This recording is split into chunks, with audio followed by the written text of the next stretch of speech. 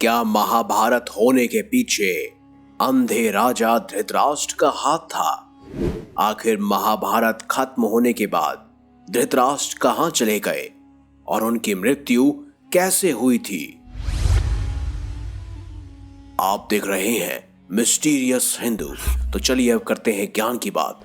Video में आगे बढ़ने से पहले चैनल को सब्सक्राइब अवश्य करें और बेल आइकन जरूर दबाएं।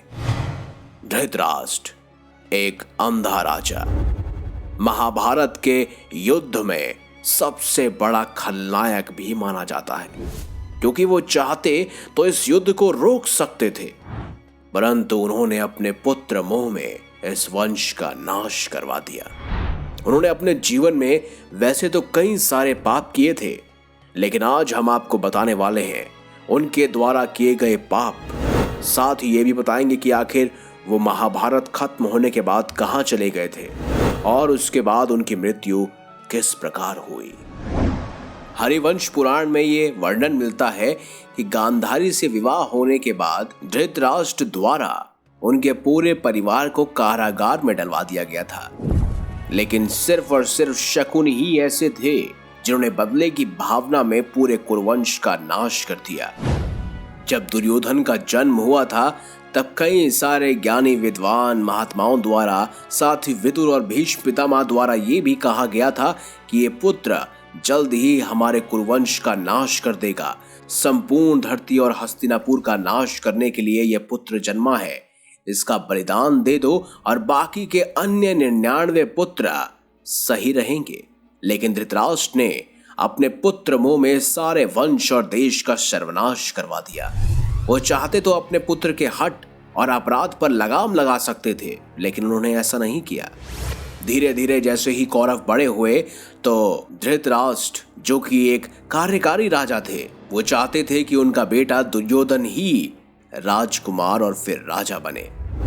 भीम को मारने की साजिश हो या फिर लाक्षागृह जैसा बड़ा कांड, सब में धृतराष्ट्र मौन रहे और पूर्णतः एक अंधे की भूमिका सही तरह से निभाई।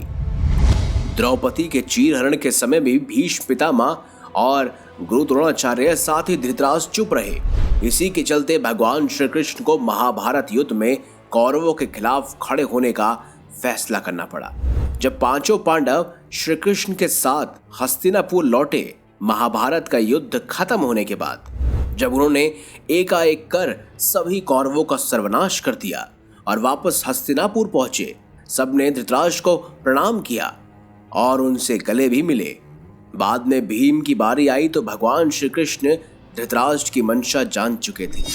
जब भीम धृतराष्ट्र को प्रणाम करके उन्हें गले मिलने के लिए आगे बढ़ने लगे, तब श्री कृष्ण ने भीम को इशारा करके रोक दिया और उनके स्थान पर भीम की लोहे की मूर्ति को आगे बढ़ा दिया। धृतराष्ट्र बहुत शक्तिशाली थे। उन्होंने लोहे की मूर्ति को भीम समझकर पूरी ताकत से दबोच लिया और मूर्ति को तोड़ डाला।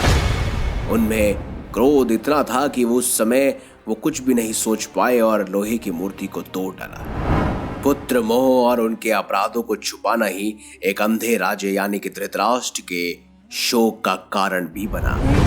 हस्तिनापुर की गद्दी में साथ ही चक्रवर्ती सम्राट के रूप में युधिष्ठिर का राज्याभिषेक हुआ। उसके बाद मात्र 15 से 20 वर्षों तक धृतराष्ट्र पांडवों के साथ ही रहे, लेकिन फिर धृतराष्ट्र गांधारी, संजय और कुंती वन में चले गए, जहां उन्होंने एक साधारण जीवन जीने का निर्णय लिया।